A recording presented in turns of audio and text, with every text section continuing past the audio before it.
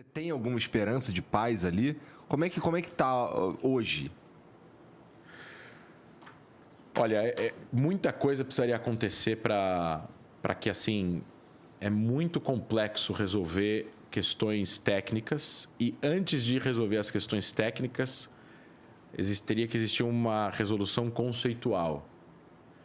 Então, eu vou dar uma... Assim, o fator religião precisa ser trazido à mesa. Quando eles conversam entre eles, eu acho que falta um pouco de escutar a parte religiosa que é tão importante, principalmente para o lado palestino, porque Israel não é a maioria que é religiosa, então e os primeiros ministros não são religiosos, no sentido de eles abririam mão de territórios em troca de uma paz. Mas a questão não é essa, a questão é uma questão conceitual que foi criada e educada ao longo dos últimos 100 anos, onde aquela região é vista por parte da população árabe ou parte da população palestina como uma região onde não pode existir uma entidade política que não seja árabe. Tá. Porque aquilo fez parte do mundo árabe e islâmico durante os últimos 1.000 anos, 1.000 e poucos anos.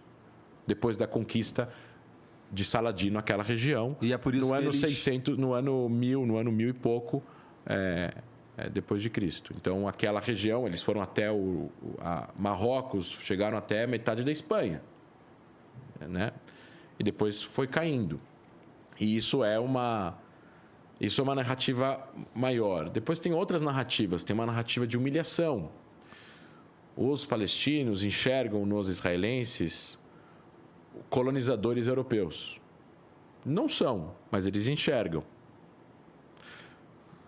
Parte da população, 40% da população israelense, judaica, são judeus europeus. 60% são judeus orientais, não são judeus brancos, entre aspas. São judeus etíopes, são judeus iraquianos, são judeus egípcios, são judeus do Iêmen, são judeus do Marrocos, são judeus de vários outros lugares.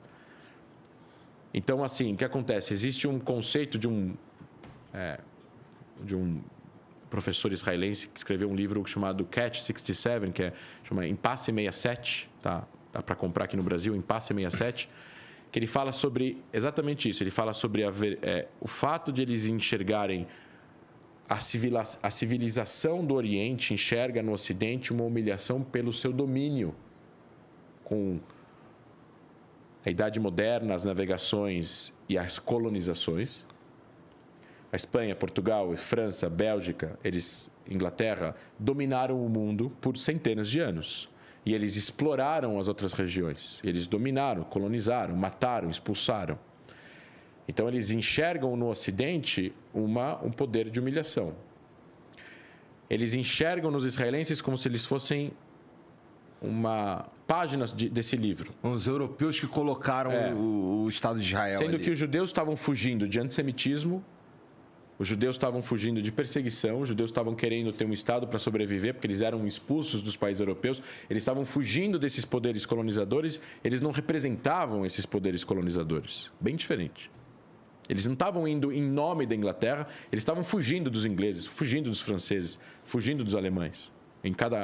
Na sua devida época. Mas essa não é a visão dos caras que E aí, estão lá. quando eles chegam lá, eles começam a se proteger, se armar, enfim, criar milícias para poder se proteger de ataques, etc. e tal. Existia antissemitismo também no mundo islâmico, no mundo árabe, enfim, existia antissemitismo, perseguição aos judeus. Quando eu falo antissemitismo aqui, só para deixar claro, eu estou me referindo a ódio aos judeus, porque existem outros povos semitas, tem muita gente que fala, não, mas os árabes também são semitas. Mas quando a gente fala antissemitismo, estou me referindo especificamente aos judeus. Quando eu quero me referir ao ódio a árabes, a gente pode falar islamofobia ou ódio aos árabes. Também existe preconceito com árabes, com muçulmanos, o que é, infelizmente, a realidade em vários lugares do mundo. A gente também tem que combater isso também. Tá? Então, dito isso, os judeus têm medo do antissemitismo. Não de hoje, de muito tempo. E como a criação de Israel gera um monte de guerras ao longo dos últimos 140, 150 anos, o que eles fazem? Eles se protegem e eles enxergam nessa perseguição, nessa guerra, nesses atentados, nesses grupos, nesses movimentos, eles enxergam uma página do livro do antissemitismo. Então, os judeus têm medo Os israelenses, por exemplo, têm medo. Como eles têm medo, eles fazem coisas para se proteger. Essas coisas que eles fazem para se proteger fazem com que os palestinos, eu não estou falando agora de todo mundo, estou dando um conceito geral, Tá. sentem humilhados. Essa humilhação gera ódio. Esse ódio gera ações. É muito complexo. Essas ações geram atentados. Esses atentados geram medo. Esse medo gera ações para se proteger. E aí cada fica se retroalimentando. Retroalimentando uma bola de neve. O que você tem que fazer? Você tem que dar um passo para trás. E tem que existir uma curiosidade do outro lado, ao que o Micha Goodman, o autor, fala. Uma curiosidade no outro para tentar se colocar no sapato do outro. Polarização. Tentar dar um passo para trás, para tentar ver aonde existe um denominador comum. Ele, no começo do livro, ele fala sobre que nos Estados Unidos, em 94, teve uma pesquisa sobre o que os republicanos acham dos democratas e o que os democratas acham dos republicanos.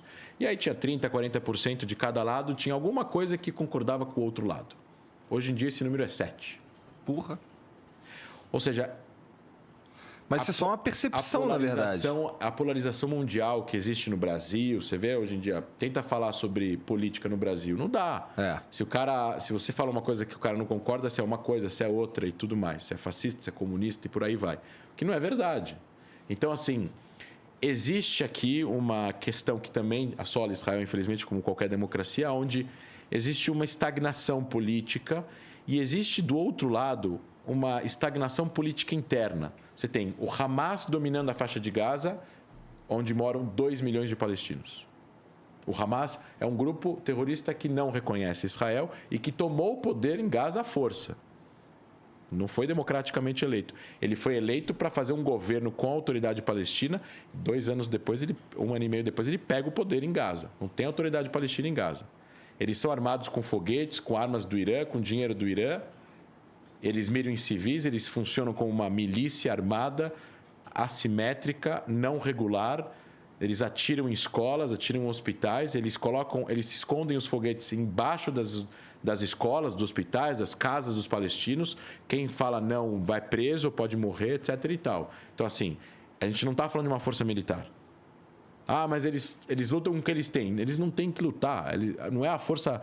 É que nem a gente falar aqui que vai ter uma milícia brasileira vai lutar contra algum perigo que o Brasil está enfrentando. É o exército brasileiro que tem que fazer isso. É a polícia brasileira que tem que fazer isso. Não é uma milícia armada. Então, eles são uma milícia, máfia, de verdade, máfia mesmo. Funcionam como máfia e dominam a faixa de Gaza. O governo palestino na Cisjordânia, que é onde tem mais 500 mil a mais, tem 2,5 milhões de palestinos, é um lugar bem maior, ele está ao lado do centro, do grande centro onde é Israel, onde moram 5 milhões de israelenses. Então, é uma região montanhosa, estratégica, que é super problemática caso exista lá um grupo terrorista que venha dominar a região. Então, Israel tem um acordo com a autoridade palestina domina 43%, Israel domina 57%, os palestinos, 98% deles moram nesses 43%, eles são governados pela autoridade palestina, que é um governo autocrata, corrupto, eu poderia dizer aí, ditatorial, violento, que mata protestantes nas suas casas. As forças de segurança palestina trabalham, essa mesma força palestina, bem ou mal, trabalha em conjunto aí, coordenando alguma coisa de segurança com Israel. Israel tenta coordenar com eles alguma coisa de segurança. Eles prendem as pessoas do Hamas na Cisjordânia, prendem terroristas da Jihad Islâmica na Cisjordânia e eles tentam manter a calma. E aí não tem eleição. Teve eleição em 2010, não, em 2006 e não teve mais. 16 anos sem eleição. Então, assim, que legitimidade o presidente palestino da Autoridade Nacional Palestina, Mahmoud Abbas, tem de assinar um acordo com Israel? Vamos dizer agora que ele vai lá, ele chega ao primeiro-ministro israelense e fala, tá bom, vamos lá, aceito Israel existir aqui nessas fronteiras 67, que todo mundo fala, eu vou aqui, então tá, fim do conflito, fim de todas as demandas, eu assino aqui, tá bom, a gente chega aqui num acordo em relação a Jerusalém, não vou entrar agora no detalhe e tal, refugiados vão voltar para o território palestino, as fronteiras, a gente não vai ter exército, assina um acordo de defesa com Israel e tudo mais, tal, né? Aí ele tem 86 anos, ele morre no ano seguinte. Né? estou desejando a morte para ninguém, mas vamos supor que ele morre. E aí entra um novo presidente palestino e ele fala assim, isso aqui não vale nada, rasga o papel, fala assim, eu não reconheço Israel, a gente demanda tudo agora. Até porque o sistema deles lá não tem estabilidade suficiente para fazer um acordo desse tipo. Não tem nenhuma estabilidade. E aí Israel, como nação... Vocês estão cercados, então, de gente que não gosta de vocês. Não vai fazer um acordo que um pedaço de papel pode significar uma guerra sem fim. E aí Israel tem experiência nisso, de ter saído de territórios e ter sido dominado depois por grupos. Em 2000, Israel saiu do Líbano. Israel ocupou o Líbano 18 anos. Na guerra de 82, Israel estava tendo a guerra civil no Líbano, começou em 75, Israel entra no Líbano em 82. Porque a guerra civil no Líbano era um monte de gente contra todo mundo, incluindo palestinos que estavam lá no sul do Líbano. E eles aproveitavam o caos e jogavam foguetes em Israel, morteiros. Aí Israel invade o Líbano, afasta essas facções palestinas, que eram lideradas na época por Yasser Arafat, aquele emblemático líder palestino. Ele vai embora para a Tunísia, mas Israel vai e fica numa zona tampão lá de 4, 5 quilômetros no sul do Líbano. E tinha muito atentado, aí o Hezbollah... criado pelo Irã, que é um grupo terrorista super poderoso e tal, não sei o que está lá, tem um monte de foguete, enfim. Israel decide unilateralmente, sem acordo com o Líbano, sair do Líbano, em 2000. O que aconteceu? O Hezbollah foi até a fronteira, criou um monte de bunker, criou um monte de instalações, colocou foguetes na fronteira com Israel. E aí teve a guerra em 2006. A Israel, obviamente, acho que dissuadiu o Hezbollah em 2006, porque o Hezbollah não esperava a reação de Israel. E, obviamente, mesmo que o Hezbollah tenha 140 mil foguetes, eles não são 5% da força que Israel tem, porque Israel é um exército, eles não são um exército. E aí o Hamas, a mesma coisa, Israel sai de Gaza em 2005. E aí o Hamas domina a região em junho de 2007. E não tem como retomar o controle de Gaza.